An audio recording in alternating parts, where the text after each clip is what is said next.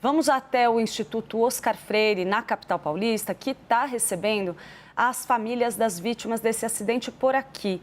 Os corpos que já foram retirados dos destroços estão sendo levados ao IML da capital. Carol Paes é quem está por lá e atualiza as informações para a gente. Oi, Carol, muito bom dia para você.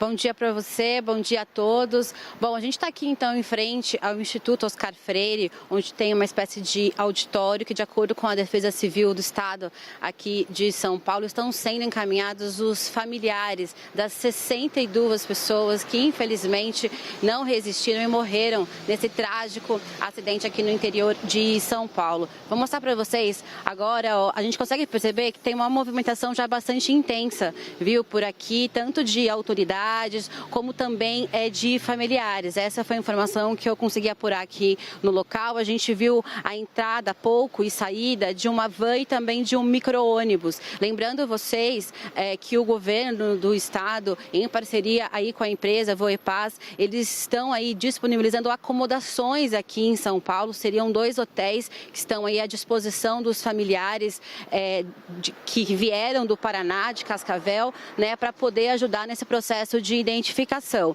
Aqui, dentro desse Instituto Oscar Freire, que fica, é como se fosse um anexo, né, do Instituto Médico Legal, do IML Central aqui da capital, fica bem na rua Teodoro Sampaio, uma rua movimentada aqui de São Paulo. De acordo com a informação também de um funcionário da prefeitura, a rua ela vai ser parcialmente interditada, deve ser parcialmente interditada ao longo da manhã, ao longo do dia, justamente para conseguir fazer aí a recepção, acomodação, uma logística, né, para receber esses familiares que ao longo de todo o sábado, né, esses familiares devem estar chegando por aqui. Aqui a gente já percebe também a movimentação de uma viatura da CT, já deixando pelo menos uma faixa interditada. Bom, como a gente vem acompanhando durante toda a manhã, esses números toda hora estão mudando. A última atualização já são mais de 20 corpos, né, que já foram retirados da aeronave, ali a aeronave que caiu no interior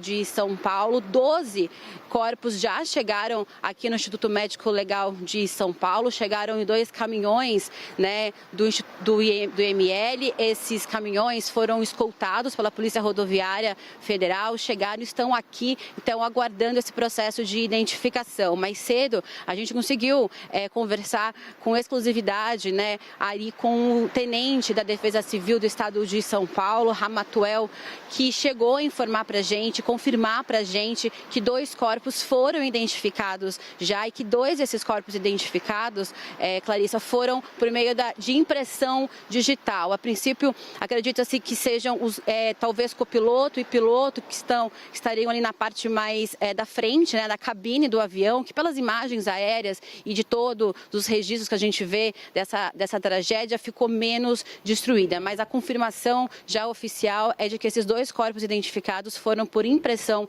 digital. Então a gente segue acompanhando aqui essa movimentação, porque vai ser um processo longo, doloroso, um trabalho doloroso, delicado, que deve demorar aí vários dias e que é fundamental, né, por mais que seja um momento difícil, a participação dos familiares, trazendo todo tipo de documentação e detalhes que possam ajudar na identificação dessas 62 vítimas. Qualquer novidade, a gente volta a falar ao vivo.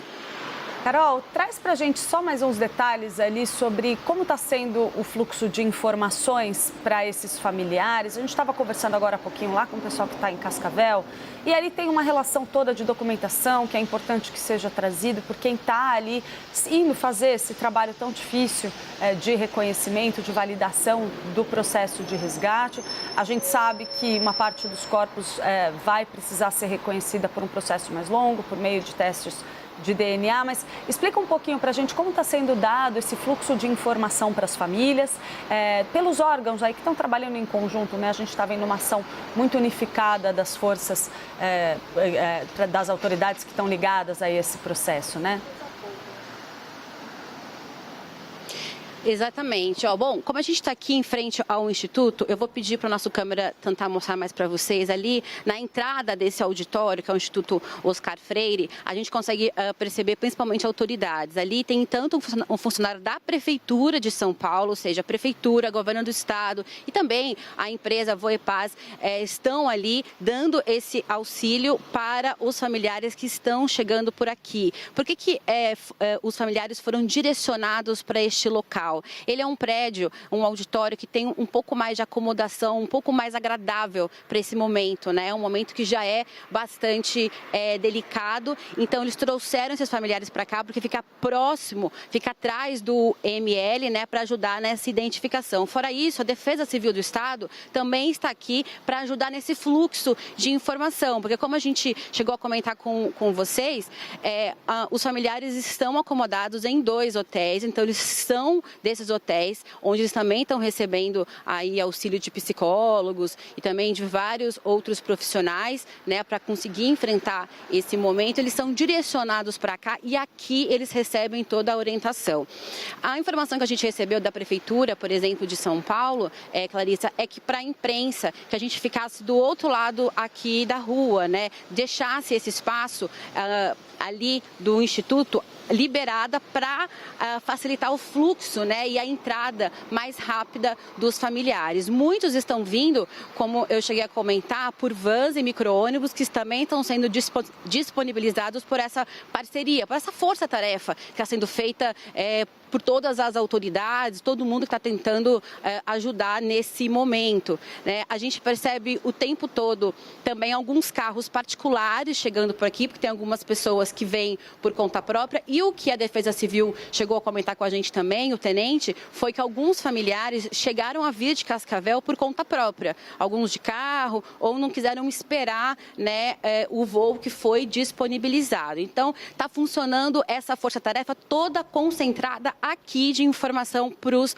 familiares, onde antes de chegar até aqui, eles já são orientados a trazer o máximo de documentação possível, documentos médicos, odontológicos, tudo que possa ajudar nesse processo. E a imprensa também está agora aqui concentrada para tentar ver como que vai funcionar esse fluxo, porque de acordo com o tenente da Defesa Civil, vai ser um trabalho também difícil, longo, né? São cerca de 20 profissionais que trabalham aqui no ML de São Paulo, né? 5 equipes, 20 profissionais que estão o tempo todo agora, né, focados para o quanto antes agilizar na identificação dessas vítimas. Carol, alguém chegou a dar um prazo aí, uma estimativa do tempo que esse processo pode levar, do ponto de vista da burocracia mesmo, da revisão de documentação, ou a gente ainda segue trabalhando aí com a expectativa de que isso leve bastante tempo, mas ainda sem uma previsão clara?